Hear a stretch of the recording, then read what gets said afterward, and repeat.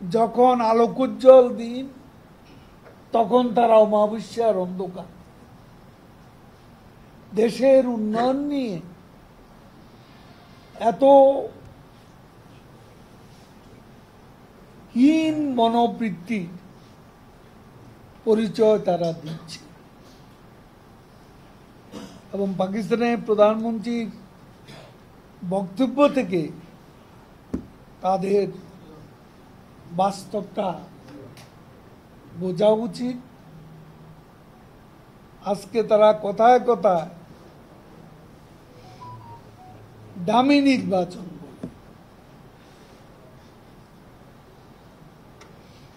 কিন্তু বিএনপি গণতন্ত্র নির্বাচনে অকার্যকর বা অনুপযোগী হয়ে তারা নিজেরাই আজকে দামি রাজনৈতিক দলে পরিণত হয়েছে। তারা মনে করেছিল বিএনপি অংশ না নিলে সরকার বৈধতা পাবে না, কিন্তু ঘটনা ঘটেছে তার বিপরীত। নির্বাচন বিরোধী কর্মকাণ্ড অব্যাহত রাখার পরও সকল বাধা অতিক্রম করে দ্বাদশ জাতীয় সংসদ নির্বাচনে জনগণ স্বতঃস্ফূর্তভাবে ভোট প্রদান করেছে। সুষ্ঠু, শান্তিপূর্ণ, প্রতিদ্বন্দ্বিতাপূর্ণ নির্বাচন হয়েছে।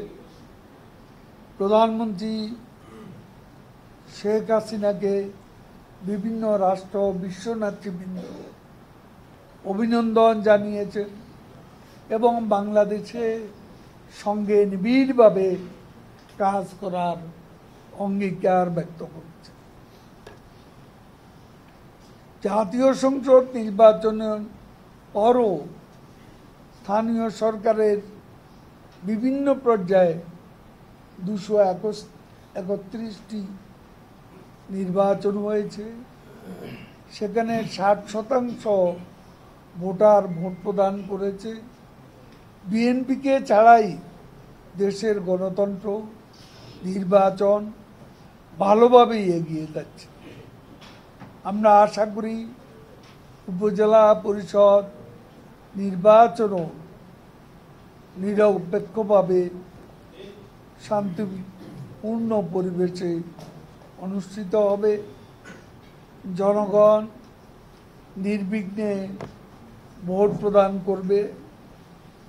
এখন বিএনপি যদি নিজেদের বোধের উদয় ঘটিয়ে নির্বাচন ও গণতন্ত্রের পথে ফিরে না আসে, তাহলে একসময় রাজনৈতিক দল হিসাবে তারা নিজেদের উপযোগিতা হারাবে এবং দামি রাজনৈতিক দল হিসাবেই তাদের পরিচয় আরো জোরাবে। আমরা একথা বারবার বলেছি, এখনো পুনরাবৃত্তি করতে হচ্ছে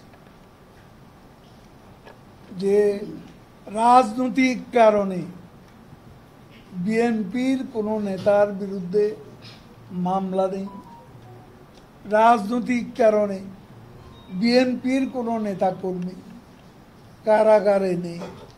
যাদের বিরুদ্ধে মামলা আছে, কারাগারে আছে, তাদের বিরুদ্ধে সুনির্দিষ্ট অপকর্ম, অপরাধের মামলা হচ্ছে এবং সে কারণেই তারা কারাগারেও যাচ্ছে, তাদের বিরুদ্ধে মামলা হচ্ছে।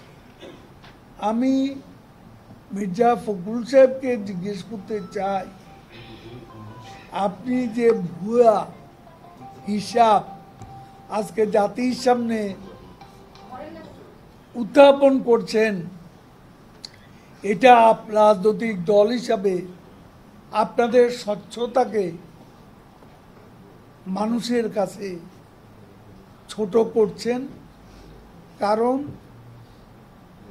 বাংলাদেশে যত কারাগার আছে, এই কারাগারের ধারণ ক্ষমতা কত আর বিএনপি যে 60 লাখ লোকের কথা বলে, এই দুটা সংখ্যা মিলিয়ে এখন কারাগারের ধারণ ক্ষমতার বাইরে বিএনপির এত লক্ষ লোক প্রত্যেকে গিয়ে কারাগারের মধ্যে কিভাবে থাকে, এটাই তো আমাদের জানা।